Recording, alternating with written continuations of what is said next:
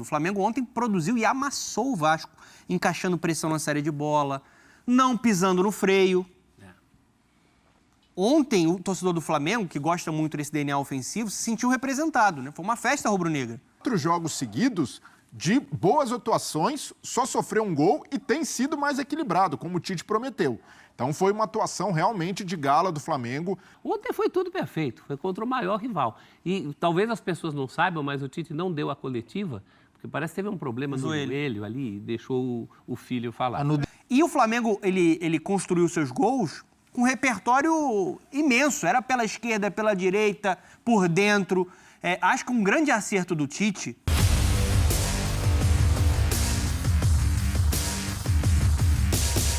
Salve nação, saudações rubro-negras, segue o líder, Mengão liderando o Campeonato Brasileiro, que maravilha!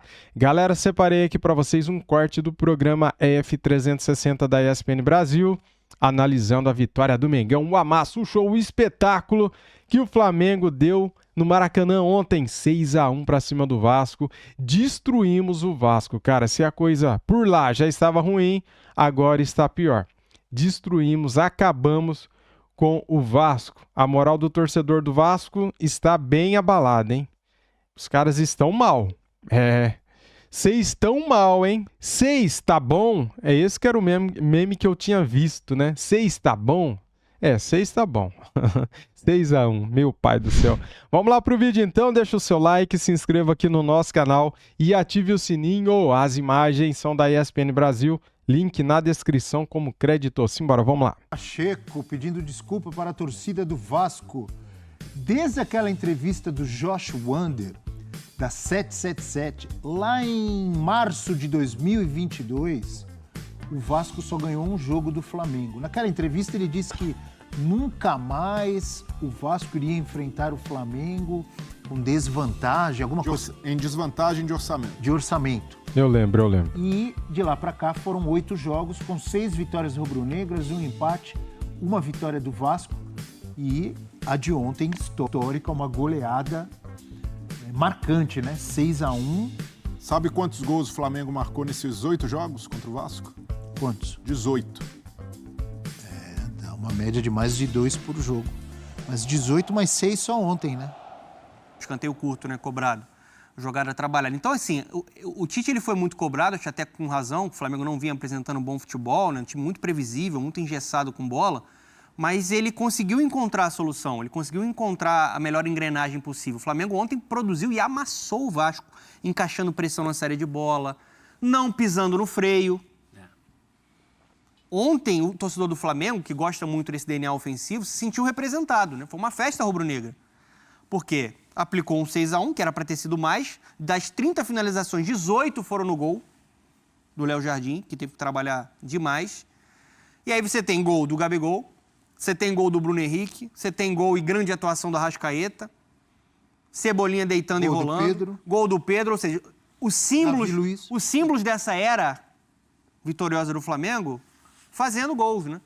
Uma grande atuação, a melhor apresentação do Flamengo 2024, assim, disparada. E tem gente que adiantou mudar de técnico para o Vasco? Bel, sou chato sim com esse assunto, porque esse assunto me incomoda. Muitas vezes, na minha opinião, a maioria das vezes no futebol brasileiro, o problema não é o técnico. Você tem que manter o técnico e resolver os problemas para esse técnico. O problema do Vasco está muito além do técnico. O Ramon Dias fez um trabalho excelente no ano passado, salvou o Vasco, que tinha tudo para cair pelo péssimo primeiro turno que fez. O time começou mal, levou 4 do Criciúma. Então, vamos resolver o problema do time. Tá faltando jogador, tá faltando elenco, diretoria uma bagunça. Não, troca o técnico e vai resolver tudo. Agora estão felizes. Vitória é a mesma coisa, Vitória da Bahia. O problema não é o que saiu e também não é o que entrou. Embora eu tenha ficado um pouco assustado na coletiva que o Pacheco deu antes do jogo, nem foi coletiva, foi para a TV Vasco. Que ele fala, não, vai ganhar esse jogo quem tiver maior controle.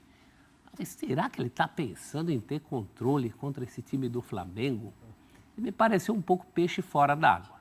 O Vasco deu muito espaço. A gente sabe da diferença entre os dois times. Essa goleada, como o Donan lembrou, e é verdade, isso é cruel, mas ela é uma lógica. Nem tanto. Também pelo jogo de ontem, mas pelo que são os dois times, os dois clubes, nos últimos tempos. Agora, sabendo disso, você ainda se expõe daquela maneira. O Flamengo teve muito espaço para fazer o que fez. Pelo menos a partir ali o Vasco viveu nesse jogo aí 20 minutos. Esses 20 minutos que o Pacheco fala, que ele fala assim... Ele falou até 30, né, professor? Exagerou, né? Ele Foram 20. exagerou. E ele fala em mais de uma oportunidade para chegar ao segundo gol. Não houve mais de uma oportunidade. É, só aquela do Com boa VS. vontade, você teve uma outra oportunidade. Isso. Né? Então, isso me assusta um pouco. Claro que a culpa não é do técnico. E eu mas também não ele estou dizendo que a culpa é dele. Né? Estou dizendo que a culpa é do sistema, que Não, fica trocando de justamente. técnico toda hora, É o- achando que vai resolver. É o sistema... O cara chega perdido, É gente. o sistema que leva alguém a cair de paraquedas num clássico desse, como ele caiu. É isso. 4 jogos seguidos de boas atuações, só sofreu um gol e tem sido mais equilibrado, como o Tite prometeu. Então foi uma atuação realmente de gala do Flamengo. Queira ou não, mesmo o Vasco com um jogador expulso, é um clássico, envolve ali rivalidade, envolve o brio dos jogadores. E o Flamengo mostrou fome, mostrou intensidade. Brilho. Então esse mérito não pode ser apagado. E aí, eu acho que o rótulo que colocam no Tite de técnico retranqueiro é injusto. Muito injusto por tudo que ele... Em determinado momento da carreira dele, eu até concordo que ele era um técnico mais baseado aí no sistema defensivo organizado, né? Buscava mais um jogo direto, mais Já eficiência. citei várias vezes, desculpa te interromper, mas em Nada. cima do que você está falando, mantendo o seu raciocínio, eu já citei várias vezes aqui a diferença do Corinthians campeão brasileiro com o Tite em 2011 e Sim. o Corinthians campeão brasileiro com o Tite em 2015 É completamente diferente. totalmente Quando diferente. ele podia, ele abria, né? O time de 2015 era Virou avassalador, a chave, é. era um time ofensivo, Criativo, era um time envolvente. que fazia muitos gols, era envolvente. E o de 2011 foi campeão, não se tira os méritos. Sim. Mas o Tite foi criticado por corintianos durante a campanha, que chamavam de empatite. Sim. Teve muito 1-0, foi campeão. Fazia o mesmo. gol, Então, fazia o gol, segurava, né? Segurava um pouquinho a Contou casinha. com uma gordurinha boa no começo do campeonato, que era uma estratégia do Tite. Mas quando ele tem pé de obra qualificado, ele não se nega a propor um futebol melhor. Sim. O que acontece é que no Flamengo, a expectativa é muito grande sobre esse pé de obra qualificado. Então, o Flamengo acaba fazendo ontem contra um rival, o que, na verdade, a torcida vinha pedindo contra adversários até inferiores e essa goleada não saía, essa fome não saía, o freio de mão era puxado. Ontem foi tudo perfeito, foi contra o maior rival. E talvez as pessoas não saibam, mas o Tite não deu a coletiva, porque parece que teve um problema no joelho ali e deixou o filho falar. no DM, Ele e o professor. Kleber Xavier. Completa aí, eu interrompi o Donan, desculpa. Não, assim, eu acho que Você ele... falava que você não acha que o Tite seja retranqueiro. Principalmente de 2015 para cá, você citou muito bem esse Corinthians, eu acho que ele virou a chave, ele passou a crescer muito nesse jogo ofensivo, né, criativo. A seleção brasileira, a gente pode criticar o Tite por escolhas, a falta ali de você tentar modificar algumas peças durante uma Copa do Mundo, mas a seleção do... O jogo contra a Croácia deu quantos chutes no gol? Sim, ele tinha um jogo O ofensivo, Brasil né? foi ofensivo contra a Ele Croácia. jogava- Perdeu o jogo. Jogava com Casimiro, Paquetá, Neymar, Vinícius Júnior, Rafinha e o Richarlison. E no Flamengo, tava precisando de um jogo como esse, assim. Eu acho que o torcedor, ele tinha um pouco de uma carência, de uma necessidade do Flamengo dar uma pancada no rival. Mas aquela com selo, assim, com um carimbo de superioridade. Porque ontem foi um jogo de submissão do Vasco. O Flamengo teve uma atuação de gala. Foi disparada a melhor apresentação do Flamengo no ano e a melhor pra mim desde que o Tite assumiu. Aí, o Porque Tite- o Flamengo foi muito equilibrado defensivamente também, quando encaixou a pressão, não deixava, olha quantas bolas o Flamengo recuperou na saída do Vasco. O Vasco não conseguia ter a conexão de defesa e meio-campo. E o Flamengo, ele construiu seus gols com um repertório imenso. Era pela esquerda, pela direita, por dentro. Acho que um grande acerto do Tite, para o time crescer, como o Breiner falou, foi... Eu acho que o entendimento dele de que o jogo forte do Flamengo é um jogo por dentro, de aproximação e associativo. Ele tentou muito com os pontas e acho que o Gerson encaixou muito bem ali pela direita, porque ele é um cara que tem capacidade de criar. E aí o mérito do técnico de não ser cabeça dura, né, Donan? Porque depois do jogo contra o Palestino, ele poderia se aferrar ali ao esquema com 2 pontas e não, ele buscou uma solução até pelo abatimento, tudo que representou aquela derrota para o Flamengo. Não, é justamente isso. E também porque tem opções, né? Ele pode escolher a forma de jogar, a característica de jogadores. Tem muita gente boa no elenco. Por exemplo, o Pulgar tá voltando agora. O Alan tá muito bem. Teve até um problema físico ontem no jogo, né? Tem que ver como é que vai ficar a situação dele. Mas o Alan, que era um cara que estava devendo, ele hoje está sendo um jogador consistente no meio campo ali, né? Como um primeiro homem e o De La Cruz como um segundo homem de meio campo. Eu acho que o momento é bom, o momento é de evolução. O Flamengo está sofrendo poucos gols e está amassando os adversários. Está sendo aquele Flamengo envolvente e criativo. A torcida tem que esperar show todo jogo? Não. Acho que é irreal você pensar isso. Na Libertadores é difícil você ganhar uma Libertadores dando show todo jogo. Vai ter jogo apertado, vai ter jogo de 1-0, vai ter jogo de decisão nos pênaltis, vai ter jogo com gol no...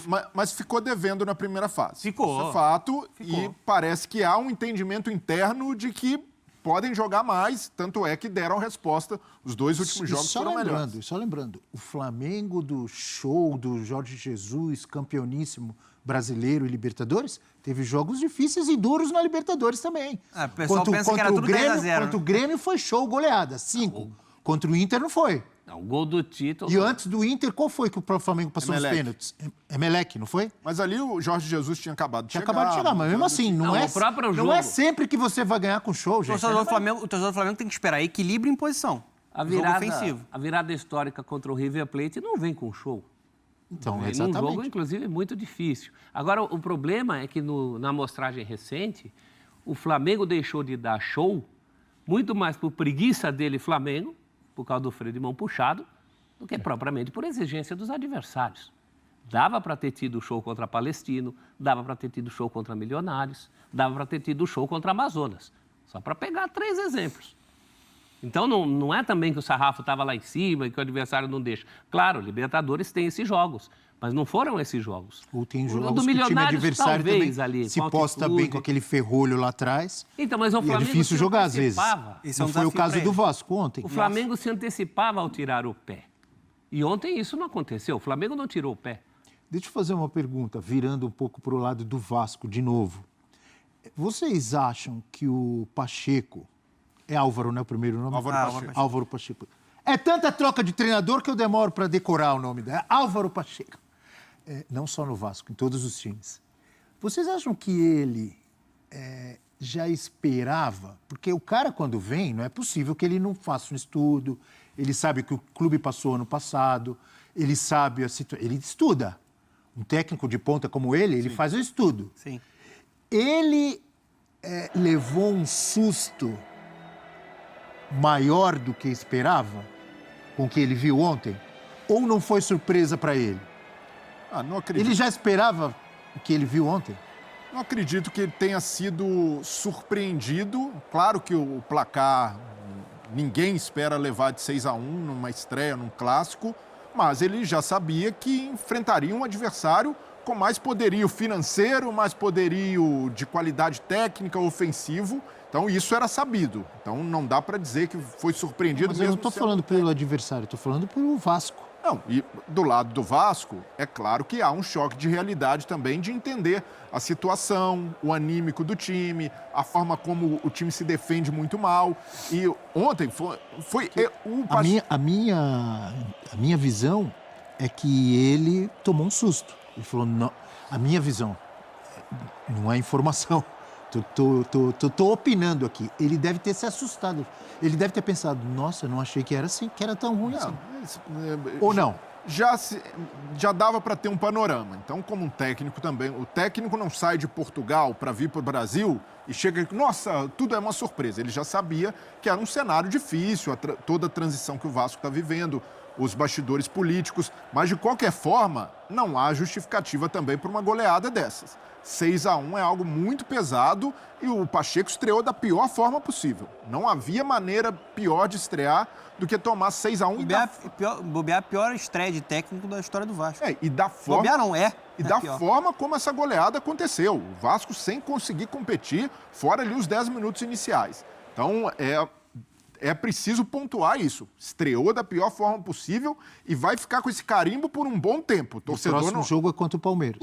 O torcedor do Vasco não vai esquecer tão cedo essa goleada e todo mundo que está envolvido Nem do Flamengo. será lembrado pelo torcedor do Vasco. Agora, ressalva feita, o Pacheco teve a hombridade, a dignidade, o caráter de chamar a responsabilidade. Ele poderia ali, acabei de chegar, pessoal, nossa, estou entendendo, minha primeira experiência no futebol brasileiro, alguns jogadores eu não conheço, nada, zero. Ele chamou ali, responsabilidade minha, blindou os jogadores. Então, isso daí, o caráter para assumir a responsabilidade ele teve.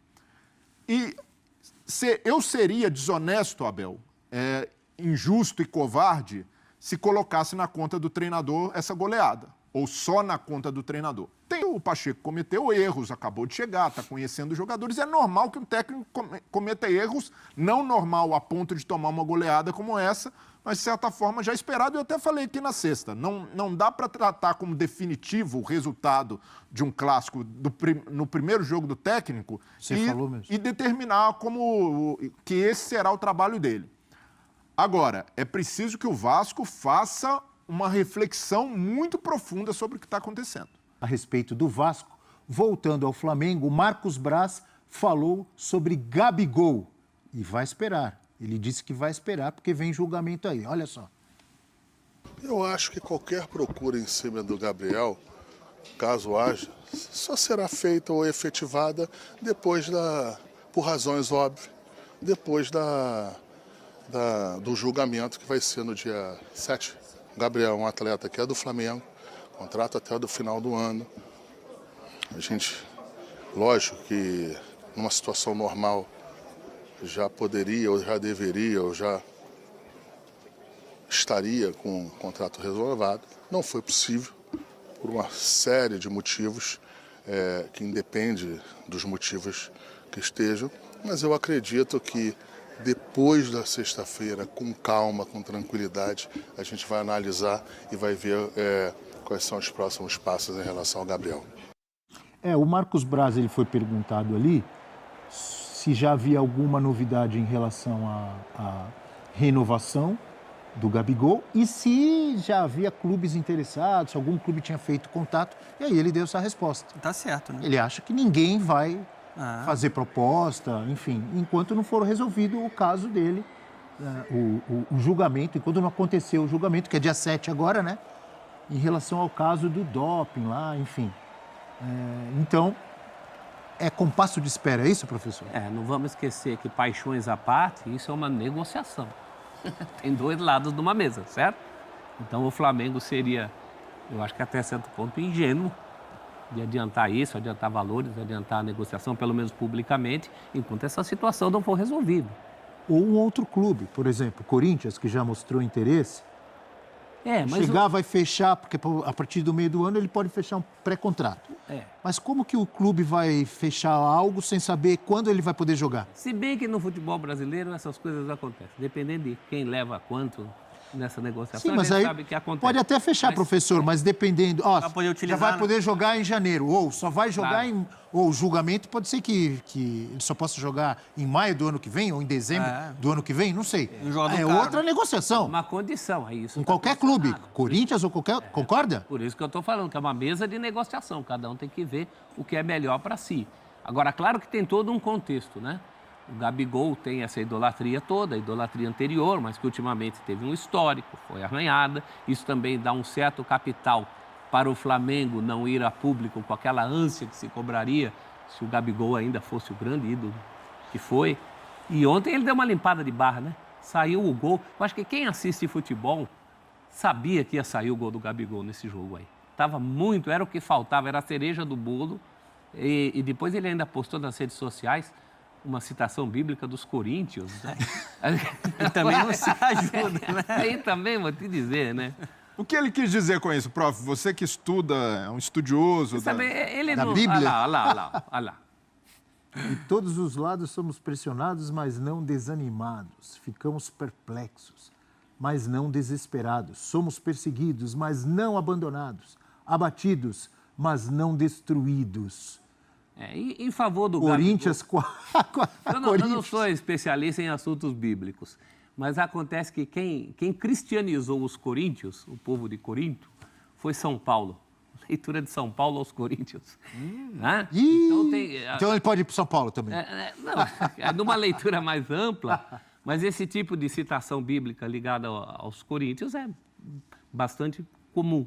Né? Agora, ele não teve a sensibilidade do ponto de vista- Acabou de aparecer com a camisa do pois Corinthians. pois Aí é. vem com citação bíblica dos Coríntios. Dos Corinthians.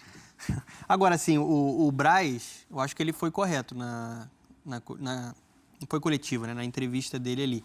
O momento é de cautela, de você esperar a questão da punição dele, né? Se vai ser ampliada, se vai ser mantida, se ele vai estar livre para Ou se jogar vai ser futebol. absolvido. Pode ser absolvido também, o Gabigol. Eu acho que o gol de ontem não é uma virada de página completa. Óbvio que ele é um ídolo eterno do clube, da torcida, mas é uma torcida que ainda está machucada, ainda está magoada. Mas depende dele, né, para que ele consiga essa recuperação dentro do Flamengo e até se for muito bem, se for um jogador importante para o Tite, para essa equipe, quem sabe uma renovação, que eu acho que é até improvável, que existiu já um desgaste nessa relação. Mas o Braz tem que esperar e assim como os outros clubes também precisam esperar, né, para ver como é que vai ficar essa situação dele. Agora, eu só queria citar uma situação do Tite, porque o Tite, a gente sempre fala muito sobre o Tite técnico, parte tática, o grande técnico que ele é, vitorioso, e a gente fala muito sobre a capacidade que ele tem da gestão, né, dos jogadores, a questão humana. Eu acho que ele foi muito grande, muito sensível e inteligente ao esperar o momento certo para colocar o Gabigol. Porque ele poderia ter colocado o Gabigol logo depois, né, no jogo logo depois que a bomba explodiu, né? Que a torcida estava nervosa. Ele teria ali uma reação, um cenário muito mais hostil da torcida rubro-negra. E ontem foi um momento favorável demais para o Gabigol, porque era um clássico contra o Vasco, uma goleada, um baile, a torcida em êxtase, um ambiente muito positivo para ele jogar e para Vai pensar em xingar o cara. Quem que vai quando pensar? tá dando uma lavada dessa no rival. Então, assim, tem muita O gente cara que... tá só dando risada, tomando cervejinha. Foi um ambiente perfeito, Abel. Foi um ambiente O perfeito para cavalo colocar. passou, o Tite falou, sobe, Gabigol. E assim, pra quem fala, né, tem muita gente que fala isso. O Tite não gosta do Gabigol. Se ele não gostasse do Gabigol, ele tinha jogado o Gabigol os Leões. Logo no jogo seguinte que ele ia tomar vaia, ia tomar xingamento. Então, assim, eu consigo entender que ele preservou também o atleta nessa questão humana e preservou a história que o Gabigol tem no Flamengo. Que o Gabigol não preservou errando, colocando a camisa do Corinthians. Que foi um erro. E acho que ele merece a cobrança. Então, assim, acho que o Tite ele foi muito sensível ao esperar o momento ideal para colocar ele em campo. E ele acabou fazendo o gol, que já era muito anunciado, né? Quando ele entrou em campo, encontrando um Vasco extremamente frágil. E se você me permite, Abel, acho que o Breler foi cirúrgico, pontual e perfeito na colocação dele sobre a gestão, sobre o imbróglio político, sobre a forma como... Galera, como é bom ser líder! E depois de uma goleada histórica, o Mengão amassou o Vasco, teve atuação de gala. Cara, foi um espetáculo que a gente viu em campo ontem, né? Cara, como é bom vencer. E vencer jogando bem é melhor ainda. E vencer um rival direto. Direto assim, né, cara? Pela rivalidade histórica, né? Porque o Vasco hoje não é rival do Flamengo pensando em títulos. O Vasco briga para não ser rebaixado, certo? Briga lá na parte de baixo da tabela. Mas, se tratando de um rival histórico, é muito bom vencer um jogo assim, né, cara? Amassando, né? Indo pra cima sem dó e sem piedade, né? Pelo menos agora vamos ficar este período, né, de 11 dias sem jogos na liderança. Ei, maravilha, hein, galera? Nosso próximo adversário será o Grêmio dia 13, né? Vamos jogar em casa e depois o Flamengo viaja para Curitiba para jogar contra o Atlético Paranaense. E eu vou nesse jogo, hein? Você aí de Curitiba, eu vou nesse jogo, hein, cara? Se Deus quiser. Bem, Marcos Braz diz que tratará de renovação com o Gabigol após o julgamento. E eu acho que ele tá certo, cara.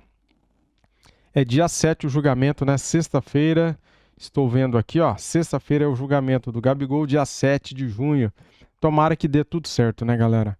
Tomara que o Gabigol seja absolvido, inocentado, né, de vez, né? Que encerre logo este assunto, né? Para que ele possa seguir a sua carreira normalmente, né, cara? É uma punição muito pesada. Já pensou se ele pega esse gancho de 1 ano, de 2 anos aí que querem dar para ele? Seria um baque muito pesado, muito duro para a carreira de qualquer jogador, né? E para o Gabigol não seria diferente, seria triste, seria trágico, né? Bem, Marcos Braz falou que vai conversar depois do julgamento. Vai dar tudo certo, é isso aí, vamos pensar positivo. Se você é a favor ou contra a renovação do Gabigol no Flamengo, é indiferente, vamos torcer para que dê tudo certo para ele, né? Para que ele não seja punido dessa forma que querem punir ele. Tomara que o cara possa exercer o seu direito de continuar jogando.